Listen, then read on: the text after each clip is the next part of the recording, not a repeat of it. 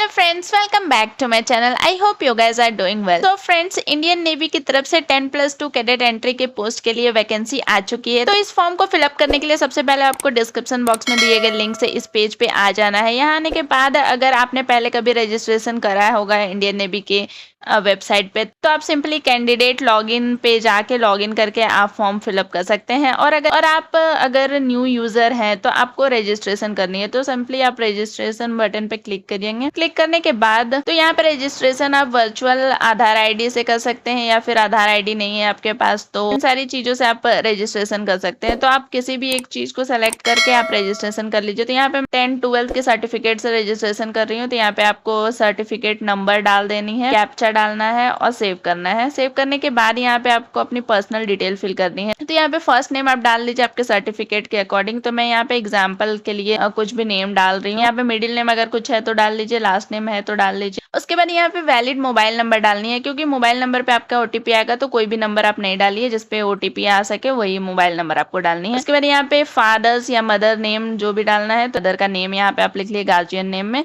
Pan card number है तो आप डाल सकते हैं, तो डेट ऑफ बर्थ यहाँ पे डालिए। यहाँ पे डेट ऑफ बर्थ आपको डालनी है। डेट ऑफ बर्थ आपकी 2003 से लेकर 2006 के बीच में बॉर्न अगर आप हुए हैं तो अभी आप इस फॉर्म को फिलअप कर सकते हैं। नेशनलिटी आप सेलेक्ट कर लीजिए, डोमिसाइल आप सेलेक्ट कर लीजिए यहाँ से। उसके बाद यहाँ पे जेंडर मेल आपको सेलेक्ट करनी है, क्योंकि ये फॉर्म सिर्फ मेल कैंडिडेट के लिए ही है। मेरिटल स्टेटस आप सेलेक्ट कर लीजिए। आइडेंटिफिकेशन मार्क अगर कुछ है तो आप सेलेक्ट कर लीजिए, नहीं तो NA लिख के आगे बढ़ सकते हैं। यहाँ पे आधार कार्ड है तो आप यस कर लीजिए, नहीं है तो नो। तो आप यहाँ पे देख लीजिए, जो भी आपके पास है उसके अकॉर्डिंग आप यस नो लगा लीजिए। एजुकेशन डिटेल में यहाँ पे हाईएस्ट डिग्री में आपको 12th साइंस सेलेक्ट करनी है। स्ट्रीम आपको फिजिक्स, केमिस्ट्री, मैथ्स सेलेक्ट कर लेनी है। एडिशनल क्वालिफिकेशन कुछ है तो आप डाल सकते हैं, नहीं तो आप यहाँ पे अकाउंट डिटेल में एक वैलिड ईमेल आईडी यहाँ पे डाल लीजिए। पासवर्ड आप सेट कर लीजिए, कंफर्म पासवर्ड कर लीजिए। कैप्चा डालना है यहाँ पे। उसके बाद ये दोनों चेक बॉक्स आपको चेक कर लेनी है। उसके बाद सेव बटन पे क्लिक कर देनी है। सेव करने के बाद आपके ईमेल आईडी में कुछ इस तरह का मेल आया होगा, तो आप यहाँ सिंपली क्लिक हियर पे क्लिक करके आपके मोबाइल पे एक ओटीपी आया होगा, उस ओटीपी को उस लिंक पे डालना। उसके बाद आपकी अकाउंट सक्सेसफुली क्रिएट हो जाएगी। तो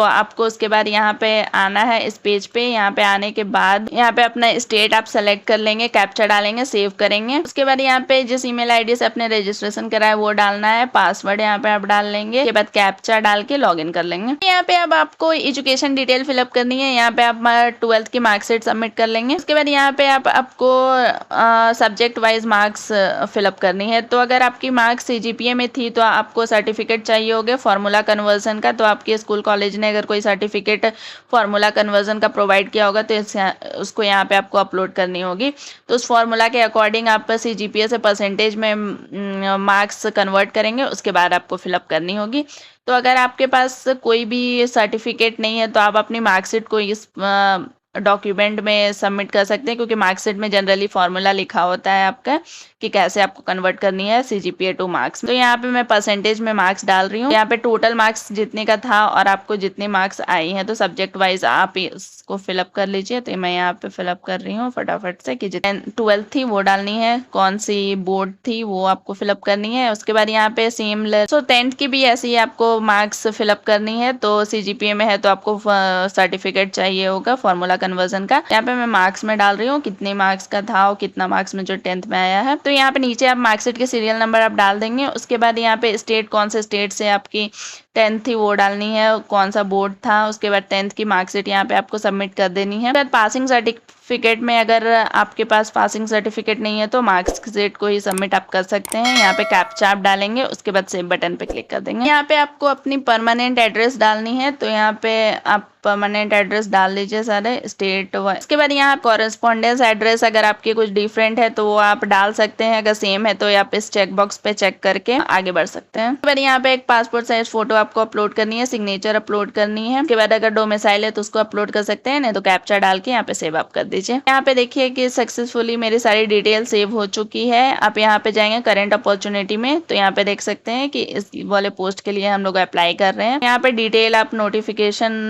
डाउनलोड करके पढ़ सकते हैं। यहाँ पे हम बैक जाएंगे, यहाँ पे अप्लाई नाउ बटन पे क्लिक करेंगे। क्लिक करने के बाद ये तीनों चेक बॉक्स आप चेक करेंगे। चेक करने के बाद अप्लाई नाउ। उसके बाद यहाँ पे आपको नेम मार्कशीट के अकॉर्डिंग जो भी है वो फिलअप कर देनी है, इस चेक बॉक्स को चेक करनी है। उसके बाद आधार कार्ड की लास्ट 4 डिजिट आपको यहाँ पे फिलअप करनी है। तो यहाँ पे जो भी आपके पास है, pan card, voter ID, passport, ration card जो भी है, उसके अकॉर्डिंग आप यस नो टिक मार्क कर लीजिए। उसके बाद यहाँ पे आपको एजुकेशन डिटेल फिलअप कर, आप नीचे जाएंगे तो यहाँ पे जेई की आपकी ऑल इंडिया रैंक आपको फिलअप करनी है एंड एप्लीकेशन नंबर आपको डालनी है। उसके बाद आप नीचे जाएंगे तो यहाँ पे आपको 10th की इंग्लिश में कितनी मार्क्स आई थी और कितने मार्क्स का था वो आपको फिलअप करना है। इवन नेक्स्ट बटन पे क्लिक करेंगे तो यहाँ पे मिलिट्री रिकॉर्ड्स आपसे पूछी जा रही है। तो आपने पहले कभी आर्म फोर्स में काम कर चुके हैं तो आप उसके अकॉर्डिंग यस और नो लगा लीजिए। आपने कभी आर्म फोर्स के लिए इनरोलमेंट करी है तो यस लगाइए, नहीं तो नो। तो अगर यस करेंगे तो आपको यहाँ पे डालनी होगी किस चीज के लिए आपने अप्लाई किया था। उसके बाद यहाँ पे SSB के लिए आपने कभी पहले